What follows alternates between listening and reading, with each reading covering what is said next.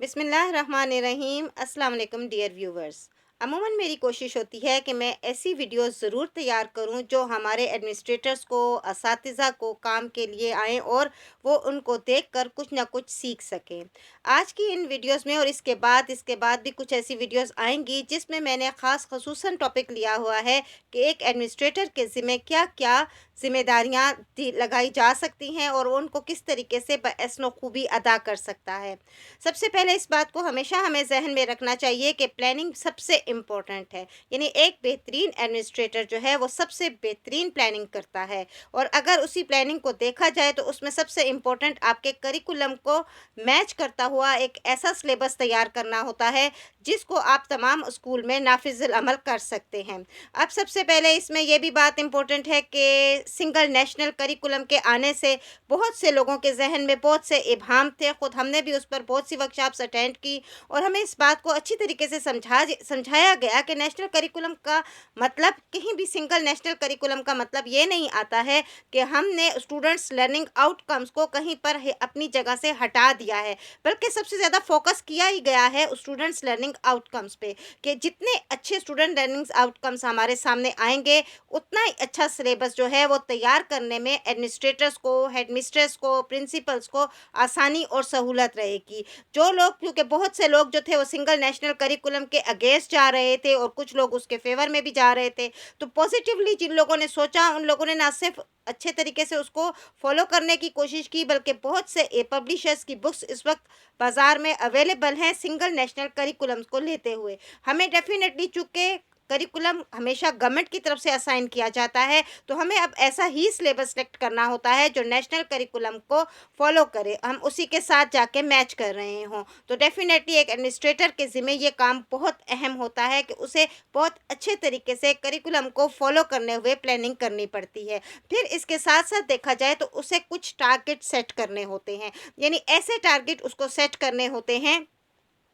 ताकि वो अपने स्टाफ को अच्छे तरीके से गाइड कर सके कि उन्होंने किस प्रायोरिटीज़ के साथ उनकी तरफ बढ़ना है। मसलन जब वो कोई भी टारगेट सेट कर देते हैं अपने असातिज़ा के लिए, तो फिर यहाँ पर आ जाती हैं प्रायोरिटीज़ कि किस चीज़ को क्या अहमियत देनी है। मसलन हम अगर इसको एग्जांपल के तौर पे लें तो जैसे हम चाह रहे हैं कि असेसमेंट्स करें, असेसमेंट्स की पॉलिसीज़ होती हैं जो प्रॉपरली एक एडमिनिस्ट्रेटर ही तैयार करता है। अब इन असेसमेंट्स में काफ़ी असेसमेंट्स आ जाती हैं, मसलन वीकली बेसिस पे भी ली जा सकती हैं, मंथली बेसिस पर भी होती हैं और ईयरली बेसिस पे या टर्म वाइज भी होती हैं। अब जिस तरीके से आप लोगों ने अपने स्कूल के सिस्टम को मैनेज करने के लिए जो सिस्टम रखा हुआ है, जो आपके पास राइज है, डेफिनेटली उसको फॉलो करने के लिए आप असेसमेंट्स पॉलिसीज़ पर तैयार करते हैं। इन पॉलिसीज़ को तैयार करते हुए बी प्रायोरिटीज़ को देखना होता है कि सपोज़ अगर आप कोई ऐसा टारगेट सेट करते हैं किसी एक मंथ में, सच एज़ आप चाह रहे हैं जून में आपने असेसमेंट्स लेनी है, तो बिल्कुल पॉसिबल नहीं है कि असेसमेंट से 1 माह पहले या 1 वीक पहले जो है आपने स्पोर्ट्स डे अनाउंस कर दिया।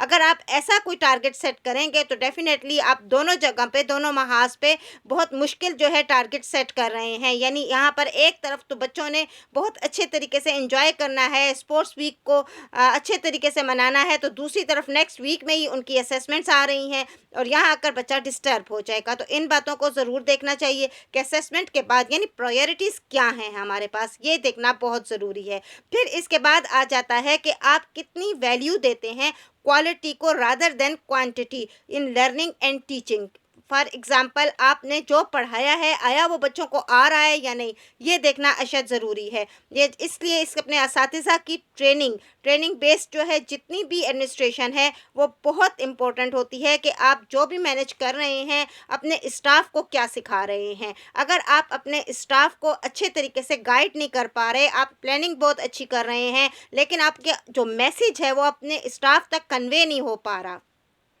लेसन प्लानिंग अच्छे तरीके से नहीं हो रही है, अगर आपका स्टाफ इसका रिस्पॉन्सिबल है तो वो अच्छे तरीके से लेसन प्लानिंग करके आपको यानी एक एडमिनिस्ट्रेटर को अच्छे तरीके से चेक नहीं करवा रहा, जब यहाँ पर अगर या एडमिनिस्ट्रेटर उसको अच्छे तरीके से देख नहीं रहा, फिर इसके साथ साथ देखें कि ड्यूरेशन को देखना बहुत इम्पोर्टेंट होता है। ड्यूरेशन के साथ ही टाइम टेबल भी جو ہے اٹیچ ہو جاتا ہے کہ کتنے وقت میں کتنے دنوں میں کون سا ٹاپک آپ نے کور کروانا ہے. جہاں پر یہ غلطی آتی ہے کہ کسی بھی ٹاپک کو جیسے جس کو آپ کہہ سکتے ہیں اردو میں کہ جی آگے دوڑ پیچھے چھوڑ، کچھ لوگ ایسے اگر کرتے ہیں کہ جلدی جلدی سب کچھ پڑھا دیتے ہیں اور پھر اس کے بعد جو ہے اس کے کہتے ہیں جی ہم اس کو ریوائز کروا دیں گے. یہ طریقہ نہیں ہوتا. پڑھایا ہی اس طریقے سے جائے، اتنے اچھے طریقے سے کور کروایا جائے کہ ریویژن کے لیے آپ کو کم سے کم ٹائم میں بھی بچہ اچھے طریقے سے کور کر سکے. اس کے ساتھ ساتھ یہ دیکھنا بہت ضروری ہے کہ آپ کی لرننگ پروسیس میں آپ کے بچے نے کیا سیکھا ہے اور وہ انوائرمنٹ کیسی ہے جس میں وہ سیکھ رہا ہے.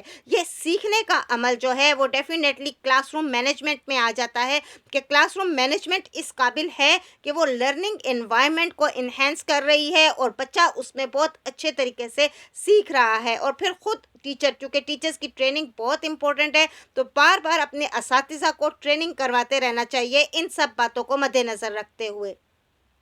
آخر میں ہمیں یہ بھی دیکھنا ہوتا ہے کہ ہم جب ایویلویشن پیریڈ پہ آتے ہیں تو ایویلویشن کے بعد ہمارے پاس نتائج کیا آ رہے ہیں. اگر تو ہمارے پاس ایک بچے کے نتائج جو ہیں وہ 50% تک آ رہے ہیں، اٹس مین کہ ہماری تمام تر ایفرٹس جو تھیں وہ کم از کم اتنی تو ضرور برابر ثابت ہوئی ہیں کہ 50% ہمارا بچہ جان سکا ہے کسی چیز کو، اس کے لرننگ آؤٹس کم 50% آئے ہیں. سپوز 50 سے بہت لیس ہوتا ہے، 20% آتا ہے، تو یہاں پر آ کر ایڈمنسٹریٹر کو بہت سی باتوں کو دیکھنا پڑتا ہے. بہت ممکن ہے کہ ٹیچرز کی ٹریننگ اس لیول پہ نہ ہو تاکہ ٹیچر اچھے طریقے سے بچوں کو کنوے کر سکا ہو. اس کی میتھڈز آف ٹیچنگ میں کوئی نہ کوئی پرابلم ایسا سامنے آ رہا ہے کہ بچہ پک نہیں کر پا رہا. تو بہرحال 50 سے لیس جہاں پر بھی آتا ہے تو وہاں ایڈمنسٹریٹر کو گو تھرو کرنے کی ضرورت ہے کہ اس کی پلاننگ میں، اس کی ورک شاپس میں، اس کی جتنی بھی ٹریننگز ہے اس میں کیا ایسی مسٹیک آ رہی ہے جس کی وجہ سے جو اسٹوڈنٹس آؤٹ کم جو ہے، لرننگ آؤٹ کم جو ہے وہ 20 لیول پہ جا رہا ہے، 20% پہ کیوں آ رہا ہے.